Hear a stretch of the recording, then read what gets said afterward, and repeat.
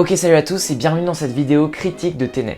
Je sais, à la base j'avais dit que je ferais plus de critiques parce que c'est plus ça qui me plaisait sur YouTube, mais finalement j'ai trop de choses à vous dire sur ce film. J'étais obligé d'en faire une vidéo, vraiment, Waouh, il m'a vraiment mis sur le cul. Par contre, attention, comme écrit dans le titre, je sais pas vraiment si la vidéo va spoiler beaucoup, mais je préfère ne me mettre aucune barrière et parler comme je le veux, donc je vais sûrement spoiler à plusieurs reprises. Si vous l'avez pas vu, allez le voir avant, vraiment. C'est peut-être un des plus gros films de l'année, qu'on l'aime ou qu'on l'aime pas. Il va changer quelque chose, il va faire beaucoup parler de lui cette année, donc si ça vous intéresse et que vous voulez le voir, allez-y avant de regarder cette vidéo. Alors, par où commencer ? Pour commencer, je peux vous dire ce que j'en ai pensé en globalité. Et dans la globalité, c'est très contradictoire, mais j'ai beaucoup aimé le film, mais j'ai quand même été déçu. Je sais pas si je suis le seul à qui ça fait ça, mais j'avais une telle attente que même si au final j'ai aimé le film, j'en suis quand même déçu au final. Donc voilà, c'est vraiment les deux sentiments qui se contredisent en moi. J'ai une partie de mon esprit qui est vraiment à 100% pour, qui a surkiffé ce film, et une autre partie qui trouve quelques défauts en plus, qui se dit que pour un Christopher Nolan, on aurait pu s'attendre à mieux. Je suis un peu divisé. Alors pour commencer, qu'est-ce que j'ai aimé dans ce film et pourquoi il se retrouve dans mon top 5 des meilleurs films de l'année finalement? Alors déjà, première chose que j'ai vraiment beaucoup aimé dans ce film, juste le pitch même, le principe même, c'est peut-être le film le plus nolanien qu'on a depuis ces dernières années. On retrouve forcément le temps qui joue un rôle essentiel dans le film, avec une narration très dure à comprendre où il faut vraiment beaucoup réfléchir. Honnêtement, je pense que c'est le film de toute ma vie que j'ai eu le plus de mal à comprendre et que j'ai encore maintenant, un jour après, pas mal de mal à comprendre. Mais ça, c'est pas du tout un point négatif parce que beaucoup de gens, ça les a dérangés, et c'est vrai que c'est pas un film très grand public finalement, parce que il faut vraiment se concentrer, réfléchir, il faut y repenser après l'avoir vu, il faut absolument le voir une deuxième, voire 3 ou 4e fois pour vraiment saisir les choses. Moi, en un seul visionnage là à chaud, j'ai vraiment pas tout saisi encore maintenant. D'ailleurs, la vidéo de Hirosef m'a beaucoup éclairé à la sortie du film. Si vous voulez aller voir ça, c'est une pépite cette vidéo, ça explique tout parfaitement avec quelques théories en plus. Mais enfin bref, j'adore ce genre de film où il faut se concentrer, se triturer l'esprit, où ça fait chauffer le cerveau, où ensuite sur internet on peut débattre avec les autres. Ah, toi t'as compris quoi? Ah ouais, moi c'est vrai, j'avais pas compris ça. Attends, est-ce que toi t'avais compris ça? Et débattre et prendre les informations de ce que les autres ont compris. Je kiffe ça. Et si on continue de parler du fait qu'on soit complètement perdu, il y a aussi tous les moments où le personnage de Neil de Robert Pattinson dit à John David Washington, au protagoniste, ton cerveau chauffe? Laisse tomber, réfléchis pas, juste laisse-toi porter par l'action. Ces moments-là, je les ai trouvés plutôt kiffants, ça casse un petit peu le 4e mur. Quand on comprend rien et qu'on entend un personnage dire tu comprends rien, c'est pas grave. Forcément, ça donne encore plus envie de s'impliquer dans le film. On dit au moins c'est normal que je comprenne rien, je suis pas le seul, ok, c'était prévu. Et encore une fois, de devoir réfléchir après et tout, j'adore. J'ai l'impression que je pourrais passer une semaine complète à parler avec des gens qui l'ont vu de ce film. Ensuite, le deuxième plus gros point positif, c'est les scènes d'action, bordel. J'étais accroché à mon siège, je m'en prenais plein la gueule avec le son qui était extrêmement fort, il faut se le dire, hein. Le mixage son était très fort, mais vraiment ça te met dans l'ambiance. Dès la scène d'intro avec les espèces de volets qui se baissent et l'attentat qui commence dans l'opéra, on est directement dans l'ambiance. Un film plutôt très sombre avec des scènes d'action époustouflantes, ça s'arrête jamais. J'ai l'impression qu'il se passait tout le temps quelque chose. Le premier mot qui m'est venu quand je suis sorti de la salle, c'était waouh. Donc les scènes d'action vraiment réussies. Pour ceux qui disent que Nolan n'arrive pas à filmer l'action, on ne peut plus le dire après ce film, hein. Peut-être qu'avant des gens trouvaient ça, moi j'ai toujours trouvé ça génial, ces scènes d'action à Nolan, mais là, dans ce film, c'est juste incroyable. On n'a pas le temps de respirer limite, tellement il se passe des trucs, c'est...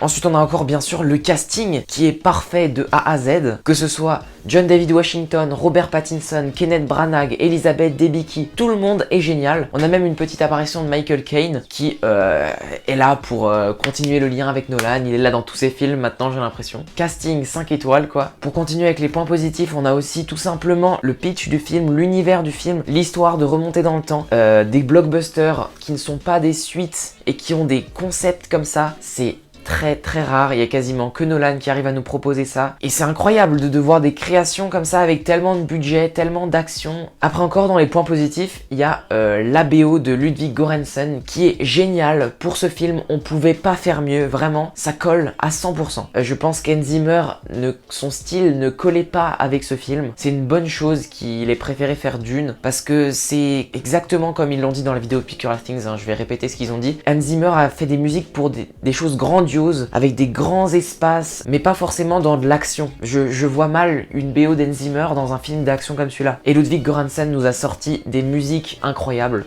franchement. C'est pas toujours mélodieux, il y a comme des espèces, c'est pas des fausses notes, mais des notes qui semblent un peu hasardeuses comme ça. Mais du coup, ça donne vraiment cette sensation d'être perdu dans la remontée dans le temps. Ça colle parfaitement avec le thème du film. Et surtout, les gros boum, boum. Qui me donnait des frissons à chaque fois que je les entendais, vraiment, je résonnais, mon corps avait envie de se lever à chaque boom comme ça pendant les scènes d'action. La BO, génial. Nouveau point positif aussi, c'est les effets spéciaux qui sont quasiment tous pratiques et qui font tous, mais 100% vrais, impressionnants, incroyables. Ça paraît plus que réaliste en fait, c'est parce que c'est vrai finalement, c'est même pas réaliste, c'est vrai quoi. Par exemple la scène de l'avion, elle est magnifique. Et puis avec la réalisation de Nolan qui est aussi extrêmement belle, malgré la photographie qui est pas très éclatante, qui reste très bleu-grise comme c'est dit dans toutes les critiques d'internet, mais malgré cette photographie grise, Nolan arrive à nous faire des plans magnifiques, grandioses. C'est juste beau en fait, le film est beau. Donc voilà, maintenant je commence à avoir cité tous les points positifs que j'ai trouvé du film, en tout cas les plus importants. Après je peux vous dire mes deux scènes préférées, qui sont clairement celles de l'autoroute et des couloirs à l'aéroport, mais pas la première fois qu'on les voit, lorsqu'on les revoit à l'envers et qu'on comprend que John David Washington s'est battu contre lui-même, ou encore qu'on comprend qu'il s'est lancé à lui-même le cube qu'il essayait d'éviter de donner à Kenneth Branagh. Ces scènes-là m'ont à la fois retourné le cerveau, mais en même temps m'ont fait comprendre la logique. C'est vraiment là que j'ai eu le déclic de me dire « Ok, j'ai compris la logique du remonter dans le temps ».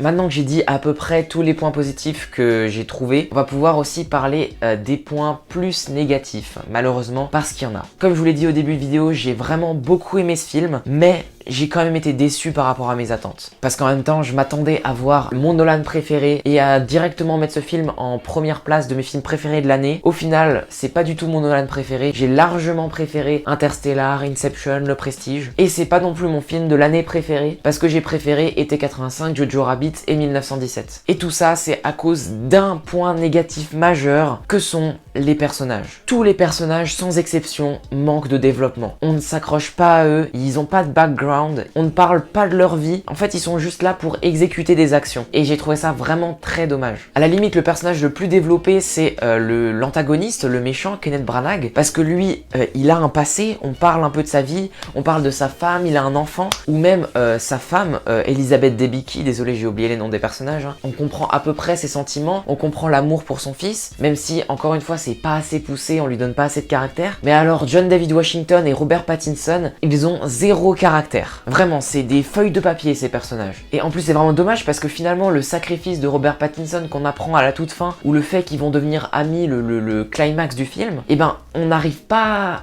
à l'aimer parce que depuis le début du film, on a l'impression qu'on s'en fout complètement des personnages et qu'on se concentre sur le concept, sauf que le climax est un climax qui a comme base une amitié entre les personnages. Et vu qu'on se concentre tellement sur le concept et qu'on laisse de côté les sentiments, et ben ça manque vraiment d'une scène émotion. Il n'y a pas de scène émotion, il n'y a pas de scène où soit on lâche une petite larme ou alors qu'on a envie de crier de joie, il n'y a pas ça. À part être scotché dans son siège, j'ai pas eu beaucoup de diversité d'émotions. Et c'est ça qui m'a vraiment gêné dans le film. Par exemple, le personnage principal, on ne lui donne même pas de nom. Il s'appelle l'antagoniste. On ne connaît ni sa vie, ni ses proches, ni son background. On ne sait rien de lui. C'est juste, il est là, on le suit, il doit sauver le monde.